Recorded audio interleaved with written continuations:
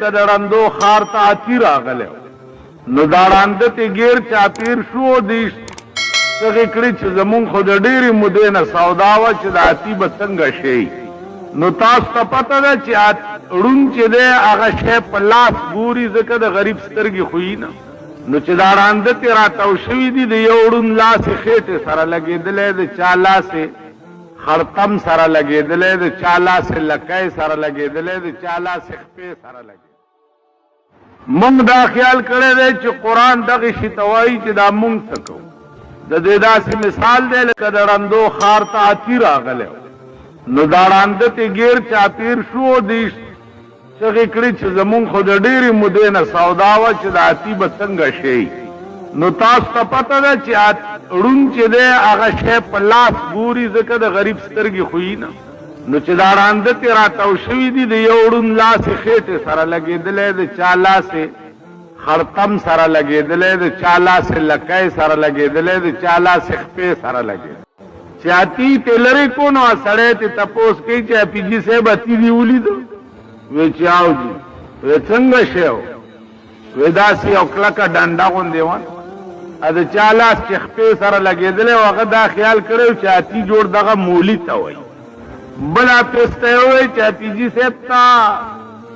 اتي ولیدو وی چې آو جي وی څنګه شی و وی چې دا د ډولکي د خېټې غوندې یو ډډ غوندې شی و د چا لاس چې خېټې ته لګېدلی و نو هغه تعبیر دا وکړه چې اتي جوړ دغې ډډ شي ته وایي بل اپیز نه تپوس وکړو چې اپیجي صاحب اتي دې ولیده څنګه شی و وی څه د تارونو ماشوړه غوندې وه چا لاس چې لکۍ ته لګېد هغه د ټول اتي نه تعبیر چې دی د تارونو په ماشوړې و بل اپیز ته یې ووایي چې اپیجي صاحب اتي دې ولیده وی او صاحب څنګه وی داسې څه اوږده غوندې ټوټه د غوښې وه خرطم ته چې د چا لاس لګېد نو عزیزانو زمونږ اسلام د ملک چې دی هغه د اړندو اتي دی که نه جي څوک تیاسې مولی غوندې جوړوي او څوک وایي چې پسته تیکه غوندې وه او څوک وایي چې ماشوړه وه او څوک وایي چې ډډ غوندې نو مونږ دا خیال کوو چې قرآن کریم جوړې په دغه تراو کې حافظ پسې ختم کول او دغه ګلونه ملونه او چڼچونه به دغې ته جوړ قرآن وایي او دغه جوړ قرآن منل دي نو نور پکې څه شی دی او سبا له دې خلقو نه تپوس وکړې ماما اسلام وایي نور اسلام منل څه ته وایي حافظ پسې په 150 شپو کې ختم وکړو تراو کې مو کړو بیا هم ختم وکړو دغه اسلام منلو ته وایي عزیزانو په دغه اسلام کې لکه دا زمونږ چې دی او د ضیاءالحق په اسلام کې هېڅ فرق نشته تاسو خیال راغی ضیاءالحق وګورئ په دې ملک کې 10 کاله وشو چې اسلام په شرمونو وشرمولو په شرمونو وشرمولو چېرته صلات کمیټۍ جوړې کړې خلقو ته دا شو کړه چې اسلام منل دغې ته وایي وګوره صلات کمیټۍ مې جوړې کړي او صلات کمیټو ممبران یې جوړ کړه هلکه دا به څه چل کوي خلق به مانځه ته راوړي نوتیا کې به هم جوړ شوي دا ول اعتبار دی د پاکستان چېرته زکات کمیټۍ جوړې کړې زکات کمیټۍ خو به یې دلته کړه جي زکات کمیټۍ جوړې کړې اوس دغې ته تاسو سوچ وکئ چې دغه زکات چې دی دغه زکات د بینکونو نه چې اخیستی کېږي د دې زکات حقیقت څه شی په بینکونو کې 3 قسمه اکاؤنټ وي 3 قسمه یو سیونګ اکاؤنٹ وی یو فکس ڈپازٹ وی او یو کرنٹ اکاؤنٹ باندې د حکومت سود نه لګي اچ صدیق یا غب پراتی سیونګ اکاؤنٹ باندې د حکومت 7.5% سود لګي فکس ڈپازٹ باندې داغه نه زیات سود نو دوی سالانه زکات چې کم کټ کوي نو هغه د سیونګ او د فکس ډپازټ نه کټ کوي د کرنٹ نه کټ کم اکاؤنٹ باندې چې دوی سود نه ورکوي هغه اکاؤنٹ نه زکات نه کټ کوي زکات هغه اکاؤنٹ نه کټ کوي چې کم باندې دوی سود ورکوي نو 9.5% دوی سود ورکوي او 2.5% ته کټ کوي او 15 بیا مالک ته ورکوي نو دغه زکات خالص سود دی نو هغه د پاره کمیټه جوړی کړی دي او بیا کمیټو کې چې کوم خلک اغستی دي نو پیشوې د غوښې څوکیدار جوړه وہی ہم کو تو میسر نہیں مٹی کا دیا بھی اور گر پیر کا بجلی اور چراغوں سے ہے روشن ما ته خو د خاور تیلو ډیوه نه چې زه پرانا کې روټۍ وخورم او ستاپ کور دی چراغان جوړ شوی ولی نن زما په ملک ما ته اوبه نه ملاویږي په مفت چې زه اوس کم اوبه 25 روپے ماوار د اوبو ورکوي کنه ورکی کمیټه 25 روپے ماوار د اوبو خرڅ دا د کمیټه تار پیټو چې ناشته تار پیټو پیژنې تار پیټو دې ته وای چې د تار کولو پیپې ته دی واس کټ ورا غوسته دې تار پیټو ته مې وای چې ز خپل ملک ما ته اوبو نه ملاوي اوبو زما ملک زد پکیلان دې نشم کې ناشته د بجلی اخراجات وګورئ بیا په بجلی کې بل کمپیوټر باندې صاحب یو صفر زیات شي سلو نه زر جوړي زرو نه لک جوړي ورشي چې جی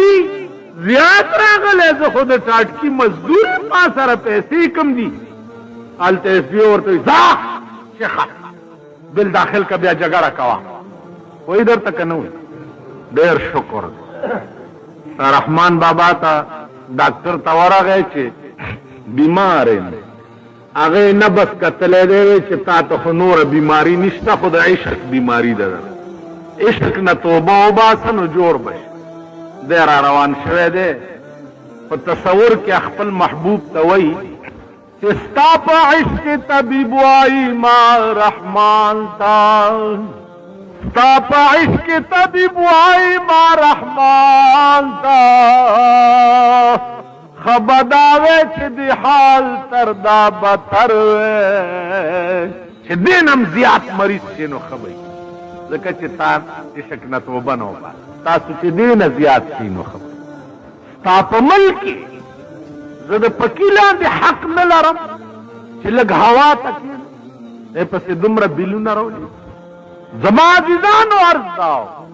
چې که تاسو وایئ چې د ملک اخراجات زیات داسې کې ارسټي ملت کې ما یو خبره کړې وه دا سرکاري خلقو ما پورې خندل چې د ادنا ملازم تنخواه 2000 روپے پکار د ادنا ملازم وای دا به څنګه پوره کې مولانا صاحب معاشیاتو نه خبر نه دی وای دا به څنګه کې وای دا د شاخه تاخه ځامن چې په دغه ناستي وای دا وای ما ورته وای صلاح وای مکوا مال چل راځي کنه وایم در وی چا مال د میخو انډه کې چې لک کمیاو کې د خرو ور سره گزاره کیږي کنه کیږي چې لګا بورا کم کې لګ کل کم کې لګي او چې روټای کم کې چې پاغي لګي کم کې نو دلته د خرو ور سره گزاره وشي کنه شي رالاو کیږي خو ما استاسو خزه انبر سره میخي دي نو د میخو انډه به کم ور سره ته ګوره چې د خرو گزاره جوړیږي کنه جوړیږي دا ملک یواز استاسو د پلار جایگیر دی په دې کې د غریب حق نشته دا استاسو د پلار جایگیر شاهی اخراجات کم کا تو وګوره چې د غریبو اخراجات هغه معیار ترسي او کنه مل دی نن ستا په ملک په دې روزو کې دا سرکاري پولیس تانیداران او مجسټریټان ګرځي 3/6 فوټ کې دکانداران چالانه 3/6 فوټ تاسو بالا نو کینه دې نیولې آرډر ورته کړی دی چې له 7 ورځې به جیل کې ساتي نو بیا له پرېږدي ما ته به ګیله نه وې که قصاب 1 روپۍ ګرانه غوښه خرڅه کړې ده 3/6 فوټ کې جیل ته لاړو سبزی والا آتا نے ٹماٹر گران خرچ کړي دي 3/6 فوټ کې جیل ته لاړو نو د منډۍ اړتیان چې د چا په یوه پیره د نیمبوانو کې کابل تسمگل کولو کی 3 لکھ روپے پہ یو ٹرک کی گٹی کاغم ما سر 3/6 فوٹ کے جیل تا تلے ہوئے نبی ایک عزت تلے ہوئے بیا بگیلہ زمانہ ٹھیک سے غریب اوڑو والا اوڑا خراب تھی نن بھئی روٹے خراب دا مکہ سادلتے ہو مجسٹریٹ سرپراز میں اس تینا دا پشکال چندخ جوڑ دے چوے گورے زیاد ڈڈو مخینی ولی شرمے دلے گردی لکا دا چندخ پشان بالا مانے کی میں بند کرے ہوں مال کرال اخپو کی دی پڑی اچو پا دی سرک چاک تو پا دی طرف راست روٹے کمن نن بھئی دے غریب چتی کیا روٹے دا قاسم پہ خوشحال سی او کہنا روٹے کمن اخبار گو کہ نہیں لگ سوچو گئے نن بھئی خو روٹے تولا کمدا آپ 3/6 فوٹ کے جیل تلاڑو او ملونو والا چی پا منونو اوبو ورکی غنمولا پا منونو اوبو او سڑے روٹائی پا غنمو کی اوڑکڑی دی او آغا اوڑای بیا پا دے قوم باندے خرولی دی نو ما تا بگیلہ ولی نہیں چی دا ملک قانون اخوار چا دا پارا با یو شاک شاو گدا فرق با پکی نہیں اور چا دا پارا با یو شاک دانا چی دا مالدار دے دا سرمایہ دار دے دا غلطی اکرا نو تانا کے دے دا دب پا غلطے درگزرو شی او ما غلطی کرے دا نو ما دے دا ٹوپک پا بٹونو باندے پا پختو کے ہوئی چی بیا ٹول مرانا تبا نکو دی ولی چی دا کم ملک دا انصاف او دا انصاف کو با علا رازی چی دا ملک قانون صحیح شی دا ملک قانون دا قرآن شی چی کم تاسو ختم کرے چی دا قرآن دا ملک قانون شی نو بیا بدا سی چلو شی ایسے پا خبرم پوئے گئی کنا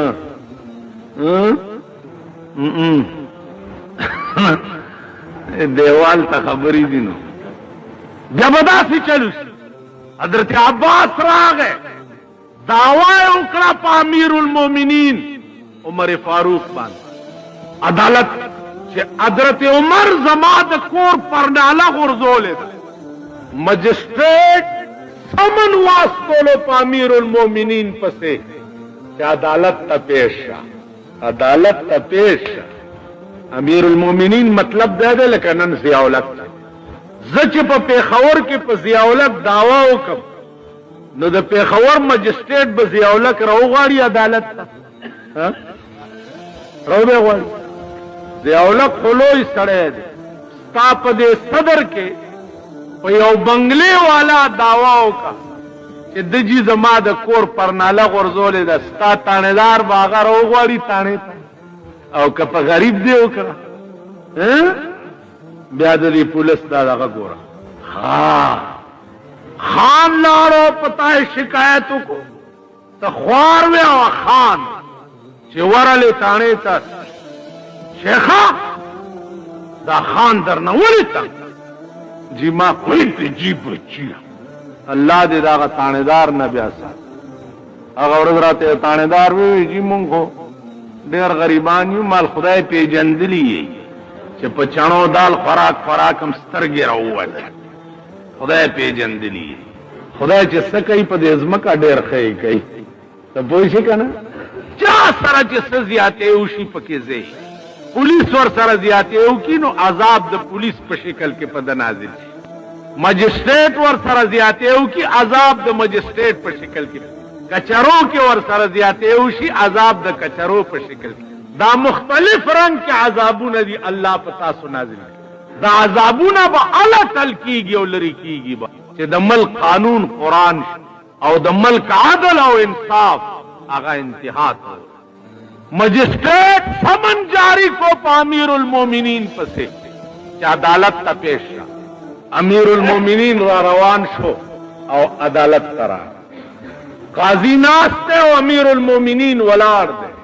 وی حضرت عباس پتا دعوی کرے دا چہ زما دا کور پرنالا غرزولے جوابو کا کنی قیدوم دے امیر المومنین ورتا ہوئے چہ دا پرنالا مازکا غرزولے دا چې دې پرنالې کې اوبه بچې راتلې د باران نو د مسجد نبوي دیواله والو نو دیواله خرابولو نو ځکه ما وی چې دا پرناله وغورځوه. حضرت عباس ته وی چې استوای. حضرت عباس وی په عدالت کې چې دا پرناله ما د محمد رسول الله په حکم په دغه ځای کې لګولې وه او په دغه وخت کې د مسجد نبوي دیوال موجودو.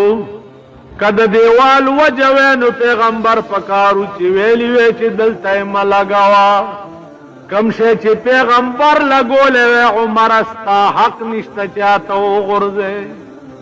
حضرت عمر ته عدالت وکړه چې پرناله به لګې یا به سزا درکوما. عمر فاروق وی چې عدالت دا فیصله کوي که دا فیصله زه په خپله وکم. عدالت ورته وی چې ته وکړه وی دا پرناله چې زما د محبوب په حکم لګېدلې وه نو سزا یې دا ده چې اوس دا عباس به زما په دې اوږو باندې خپیک او دا پرناله به بیا په دې خپل ځای باندې ولګوي. امیر المؤمنین د جهان د تمام عرب او عجم امیر او سردار هغه حضرت عباس په اوږو باندې سوری او ورته وایي چې دا پرناله بیا په خپل ځای باندې ولګوه. عدل او انصاف دې عدل دې ته وایي. یو ښځه راله غېږ کې ماشوم عمر فاروق ته درخواست وکړه چې زما یو عرض دی او ورته ودرېدو. بیبي وایه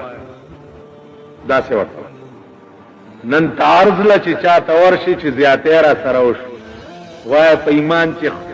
پاکستان کې دی چې دوه څیزه نه وو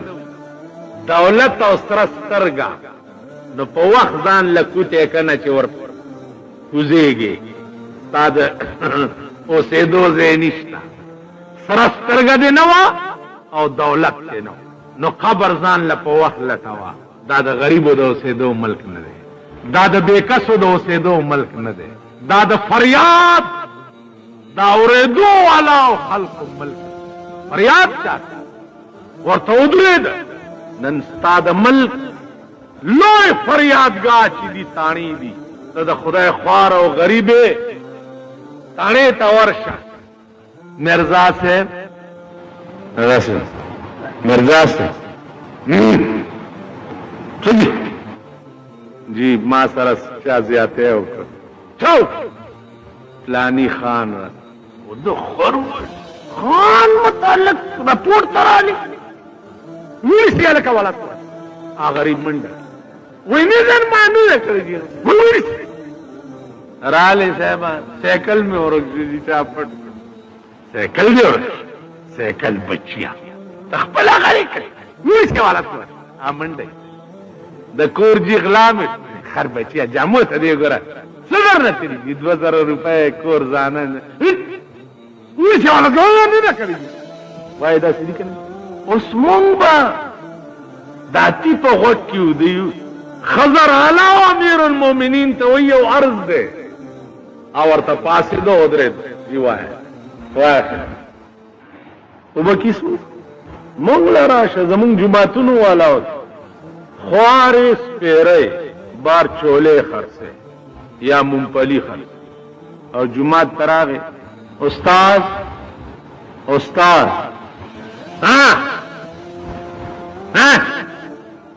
سر می خوږیږي لږ دم دمګری مس غوړ غوندې راغی ایکسین صاحب راغی استاد جی خیر خیر خو دی کوو داسې مونږ ته نه مونږ به سالي نوم مې پرېوتی ښه ما سره خو زوروره امتیازات سملاسې صاحب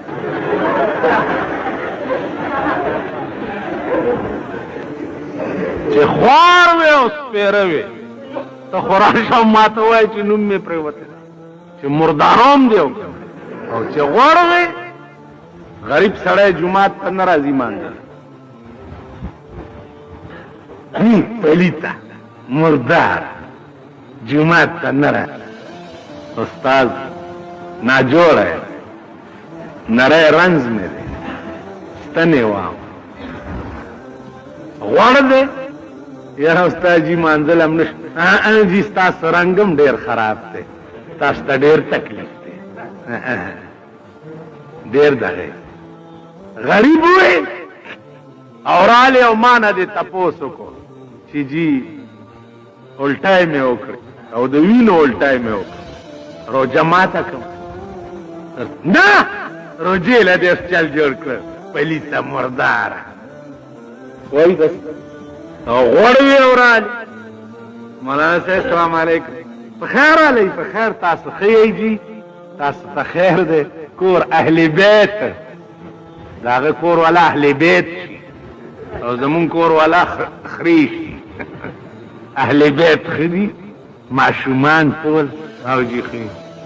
یاره جی ماته څه د ګردې تکلیف غونډه ده ډاکټر راته وی چې روجي منیس خان رنگ دې هم خنده ده بالکل یې منیس چې ډاکټر درته ویري چې بالکل یې دا زمونږ ایمان اوس مونږ به ایمان کم دې ته آرام کې سړی ماته مولا صاحب ته کشمیر ته تللی مال نه ویلې کشمیر ته نه تللی مال خو نه یم تللی ویلو ته څنګه مولا چې کشمیر غزا ته نه تللی مال ته تللی ویل نه زم نه یم تللی نو مال خدای دې بې خو باسه د بې غیرته قوم امام چېرته غیرتي کېدی شي خو چې څنګه یې دغسې یو که نه مونږ دغه ښځه ده ماشومې په غېږ کې نیولی دی امیر المؤمنین تراله ورته څه وی تعال یا امیر المؤمنین تعال راشا حضرت عمر د قجرو په باغ کې ناست دی او کمیس ته ټاکی ګنډي کمیس یې کېښو په منډه راغی بی بي وایه څه تکلیف الله ورته امیر المؤمنین په دې مې پوه که چې دا قرآن چې ته وایې چې دا د مسلمان د ژوند قانون دی نو دا قانون یوازې موږ دپاره دی او که تا دپاره هم دی موږ دپاره عمر فاروق ورته وایي بیبي خبره دا ده چې د خدای په قانون کې ترمیم نشته د خدای قانون د شاه او د ګدا دپاره دا امیر او د غریب د پاره یو شان دی وی فرق پکې نشته وی نه وی چې فرق پکې نشته زما دا په غېږ کې ماشوم چې دی دا ستا امانت دی ستا زوی ابو شحمه ما سره زنا کړې ده او دا د هغې نه پیدا دی نو ما ستا په دربار کې عرض وکړو اے عمر دینا مخ کے ات پوئے گا استا خدای دی پوئے گی اللہ عمر راگ ورته بی بی خدای پامان تزا کور تراغ چه کور تراغ ہے زوی روٹھائے خوڑا چه روٹھائے خوڑا ہے بابا ولی پریشان ہوندی عمر فاروق ورته وی بچیا روٹھائے خوڑا پا مانا خیٹا ما پتا سے معلومیگی چستانا نخیر روٹھائی دا زما پکور کے زوی تا وی او بے وائی زوی تا ماما او بے وائی منگا من بے وائی ملیان پیران میاگان سیدان دا گردی غوث نوسی دلتا دا گردی غوث نوسی دے نو آغا دا دوار لسنو کے مرزان نیوی دنگئی را دنگئی خزراشی وی دلتا دا گردی غوث نوسی دے معشوم میں دمول لراوستی چا چرتا دے مال ترور دا گردی غوث نوسی خود دلتا نشتا دا آدم علیہ السلام نوسی اشتا دا پیغمبر نوسی قدمے پی معشوم وی آ چرتا دے مال زیمہ کا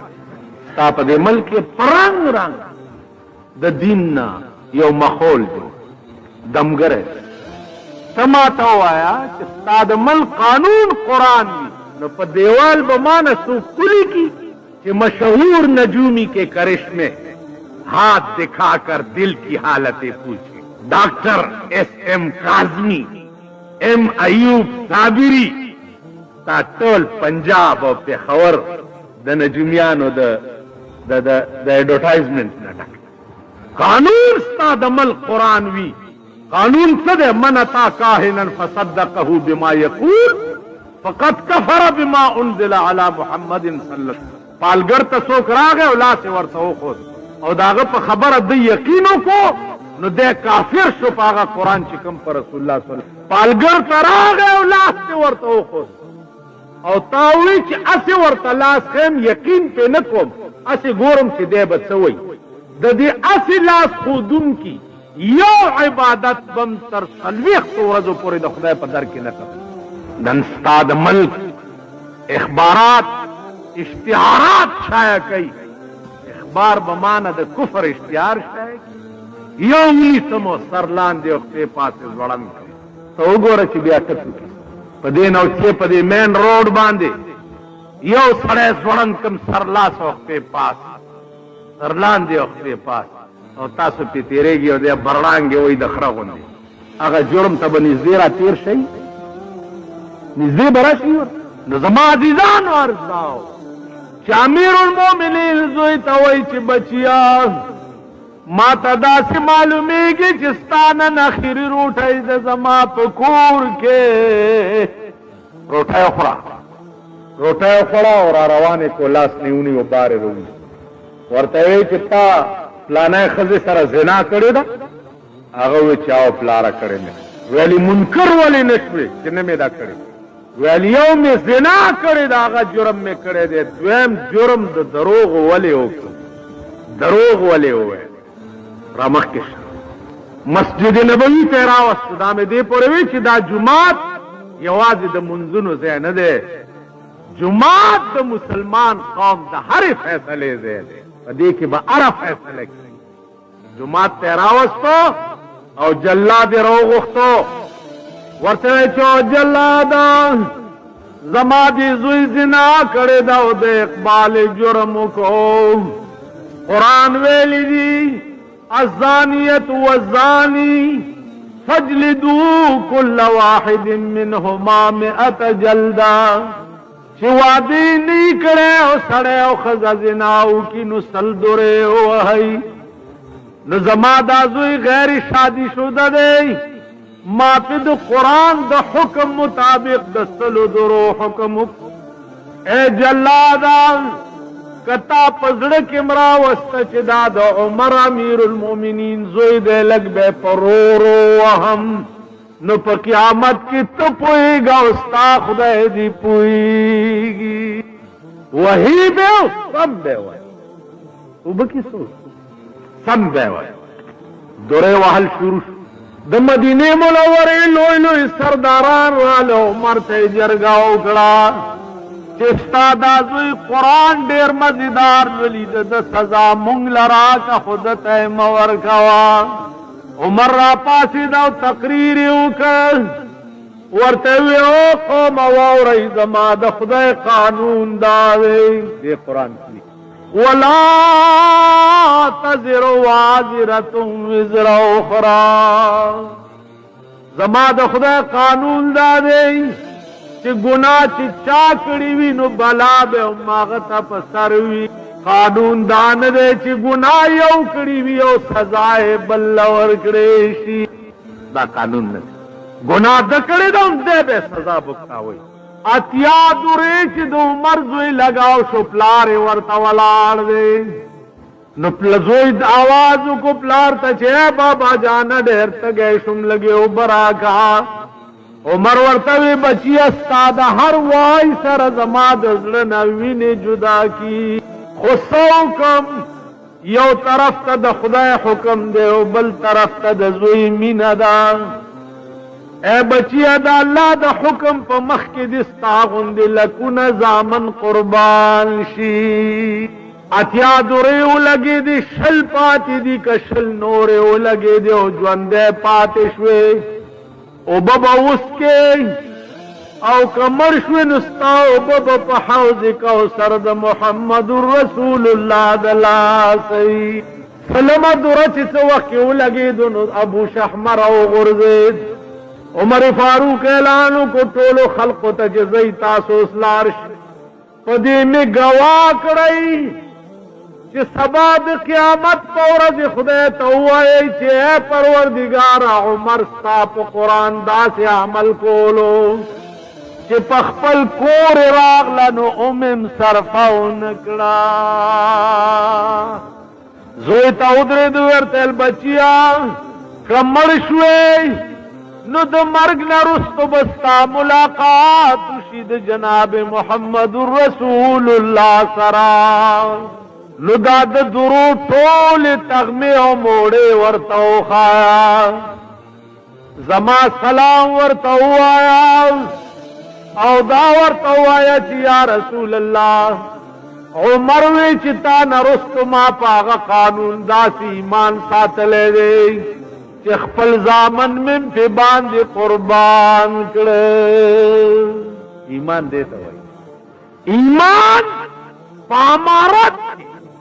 دې ته وایي. نیمه شپه د بهر راووت، نیمه شپه ګرد ګرد دیوال ته غوږ نیسي، دروازې ته غوږ نیسي. دې کور کې چاته تکلیف نه، دې کور کې چاته تکلیف نه، دې کور کې ځکه چې زما په حکومت کې که په یو کور کې هم چاته تکلیف ہو جواب دے زوا. بار وتو د خار نه بهر وتو، نن د خار نه بار چې امیر المؤمنین دی نو درې لکه خو ورته لارې بند شوي وي. پولیس والا ولاړې امیر المؤمنین به 4 بجې راځي، دوی د سهار 6 بجو نه ورته روډونه بلاک کړي وي. هلکه څه چل دی چې روډ باندې بیړیم غرکشه وای په دې روډ باندې به اوس شاهي سواري تېرېږي. نو شاهي سورلي چې راشي نو بیګلې ورته غږېږي.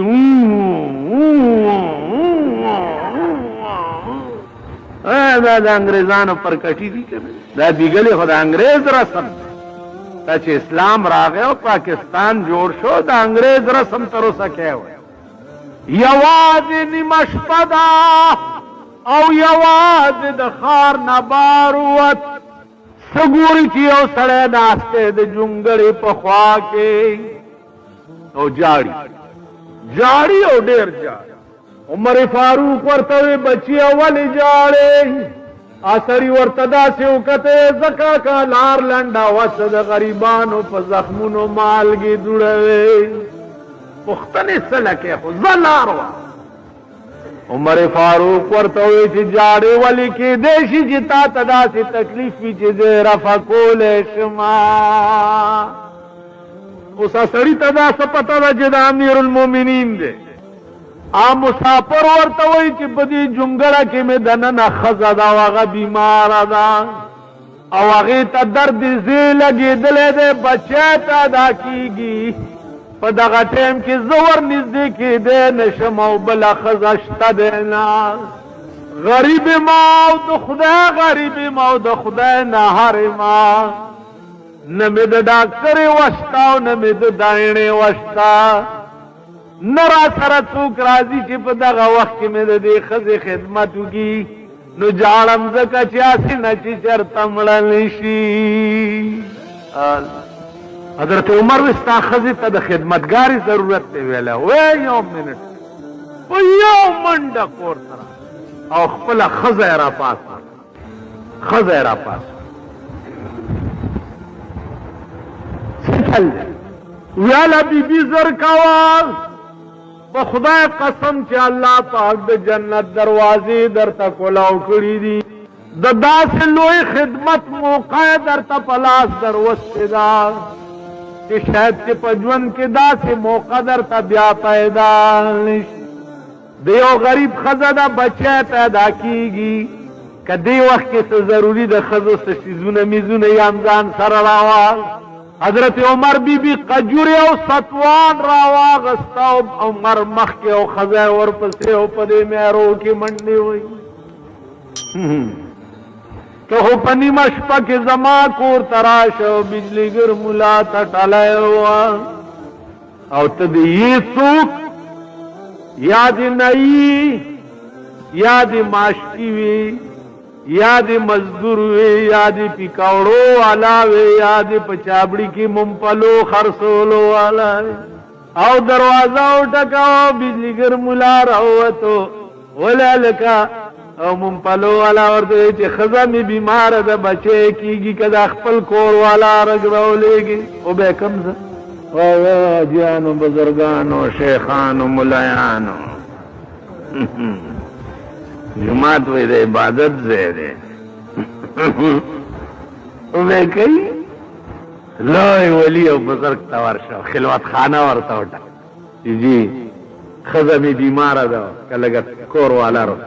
وی ته پلي زمون کور والا پردمنه بیبي ته زمونږ بیبي نشي بیا دا په صدر روډ چې دا څومره دا ایرړی ګډې ګرځي دوی ته بیبي بیبي وایي دا بیبیانی عمر چې ورسېدو د غریب جونګړې ته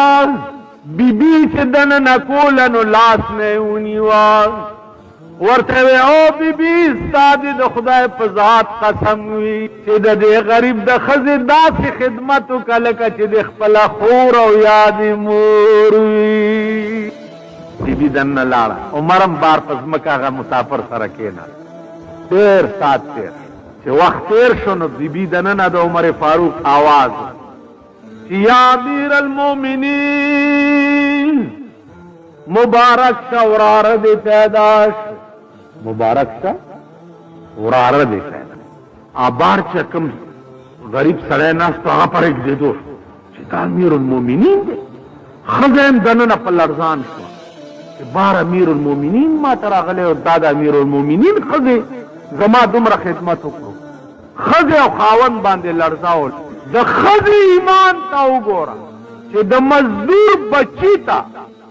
د میړه وراره وایي نن به د مزدور بچي ته د خان ښځه د هغه وراره وایي مونږ به وایي نو ګیرې میرې کیسې نشته ماما په آرام کښېنئ دا ګیرې زمونږ چې دي بیا داسې واخم ډېر ولاړي په دې ولو ملو باندې تاسو پوه شوئ یو طالب ته یو خان وی طالبه تا دا ګیره ښه ده که زما د سپي دا لکۍ ښه ده طالب ورته ویل خان پته نشته ویل ولې وی که دې ګیرې ایمان تېر کو خو ستا د سپي د لکۍ نه دا ښه ده او که ایمان یې تېر نه کو نو بیا دا ستا د سپي لکۍ تې ښه ده نو کور لاندې تېره کړي او لږه یې ودروئ هلته چې جنازه یې تېروله نو هلته یې چې ودرول آواز یې وکړو چې فلاني خانه هغه ورته سرت راوویست ویل ولې ویل ستا د سپي د لکۍ نه زما ګیره ښه شوه ایمان مې تېر کړ عزیزانو مونږ به ایمان صرف په مونځونو او د حافظ پسې په ختمونو نه تېروو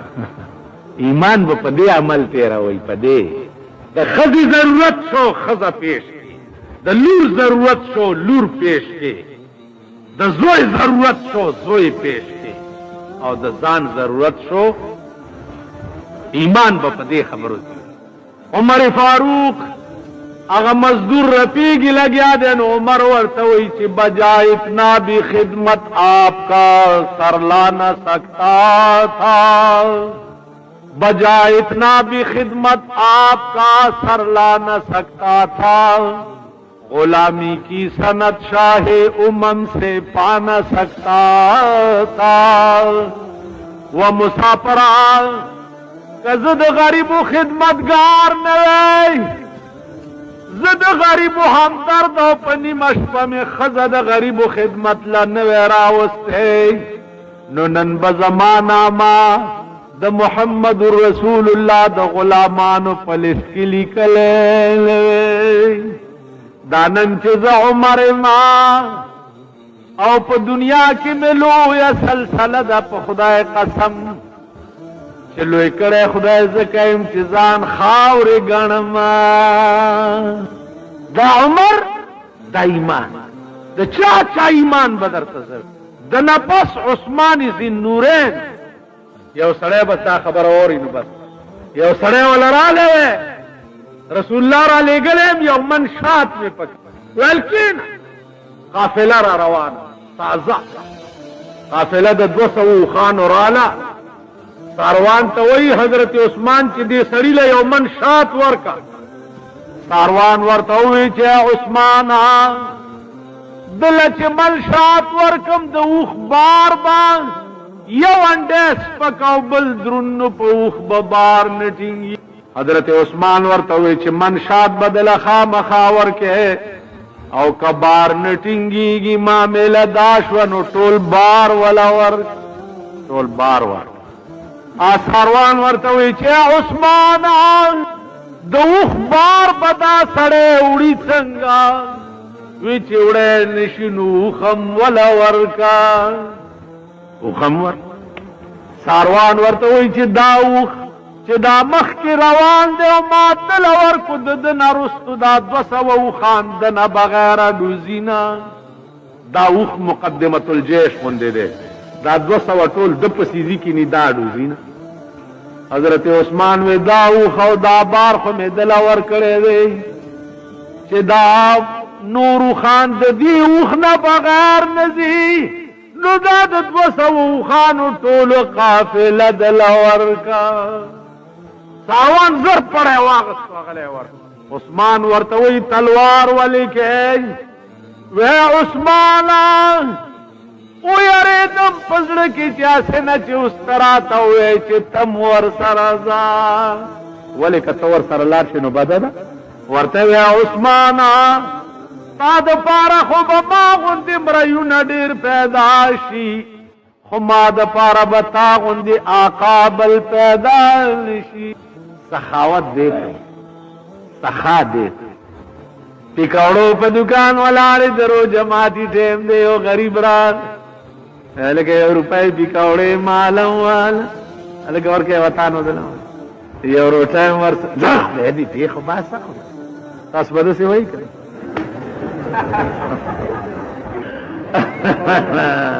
په جومات کې ناست یم، روژه ماتې راغلی دی، پکوړې دي، کجوري دي، پنیر دی، سموسی دي، شربت دی. دا شربتونو ماله نامې نه راځي، ډېر قسمه دي. روح افزان، روح افزان، روح افزان انجروس جوړ خلق ولا په قطار ولاړي. روح خدای دې خو باسه خو سور رنګ یې پکې اچولې او د چینو شربت. نو روح افزان څه شي؟ خو چونکې شاهان یې خوښوي نو غریب تیم چینجی روچت دی چې روح افزا بوتلې په لاس کې نیولې او را روان. نو جومات کې معامله په دې کې یو سړی راغی چې ملا صاحب زه به م روژه دلې ماته زه به ملا صاحب د روژه ماتي ټیم دی خدای دپاره یو پکوړه راولې تلې ورکولی بار مې ولې شړې خدای دپاره ډېر څیزونه پراته دي.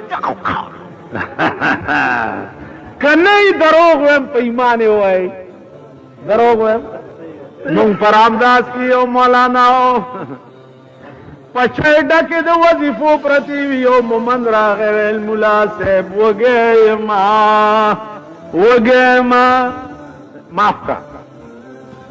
وږی یما وږی یم پچۍ ډکې پرتې دي یو 2 ټوکړې کوتک ته لاس کا. مومند مخکې ملا ورپسې چې زه پې ورغلم څه چل دی رامي غل دی هغه معمولي و د لاسه چې رښتیا جومات ته اغلا کوله څه چل ویل غل نه یم استاد خدای ته وګورئ 2 وظیفې مې ترې غوښتې وګې ما ته وګورئ روژه ده. امام حسن او حسین بیمارو، حضرت علی او بی بی فاطمه نظر منلو چې الله کا دادی جوړ کړه نو مونږ به 3 روزې نیسو، 3 روزې به نیسو. الله هغه جوړ روژه دوی ونیوه. حضرت علی بیګاله د اوربشو اوړه لږ پیدا کړو، یو 2 روټۍ او څه کجوري مجوري او روژه ماتي سامان یې د روژه ماتي ټیم او دروازه کې آواز چې کور والاو 2 کسان یو، دواړه نهر یو د خدای په نامه. حضرت علی ټول سامان اوچت کو او یو یې راوړی ورځئ خدای پاک. روژه د ورځې نیولې وه، شپه م نهره شوه، سبا له بیا روژه کړه چې سبا بیا د اوربشو روټۍ او کجوري مجوري برابر کړي بیا आवाज شو چې خوار او غریبان یو اوږي او نهر یو بیا یې ټول سامان اوچت په درېیمه ورځ بیا چې روجم سامان برابر کو بیا ویلی چې غریبان یتیمان یو د خدای په نامه بیا یې ټول سامان اوچت 3 شپې او 3 ورځې نهر او ځان له چې څه تیار کړي هغه اوچت کا او بل له ورکړه قرآن راغی یوفونا بالنذر دا قرآن راغی چې د چا تاسو نن ختم کړی یوفونا بالنذر ویخافون یوما کان شره مستطیرا حضرت علی او بی بی فاطمه په نظر باندې وفا وکړه ولې دا غورز نه یریدا چې د کومه ورځ شرب په ټوله دنیا باندې خور وي او بیا غریبانو ته وایي انما نطعمكم لوجه الله انما نطعمكم لوجه الله لا نريد منكم جزاء ولا شكورا اے غریبانو روټای می خدای د پاره در باندې وخرولا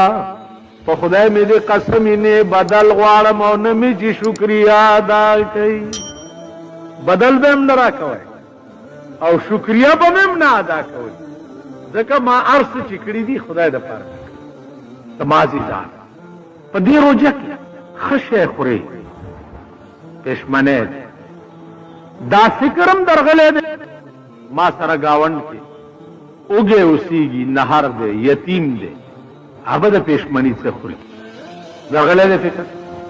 نه درغله و دې خور و دې وګو زمونږ امام دی نو هغه ورځ مې تاسو کوم حرکت سروټه ولداسي یو نیمه ماخام خورم او 2 نیمه سهار پښمنۍ برابر اوه ما دې په دې وګو ارګامې شي لاسه ناری کی راځي دا زکه دی خو یو سړی کنه هر شپه په علاقه کې تیر کړ یو ما خانه نو پښمنی سپوره روټه یو پړه ټول محله په الله جهنم ټول محله ته یوازې دی نه چې خپل خوراو نه تپوس بکې چې زما دې محله او دې علاقه کې اسنه چې څوک نه هر شپه زما عزیزانو دار څه نظام به الټ مساوات محمدي قائم شي په ملک تو وګوره چې د ملک نظام بیا څنګه کی واخر دعوانا ان الحمد لله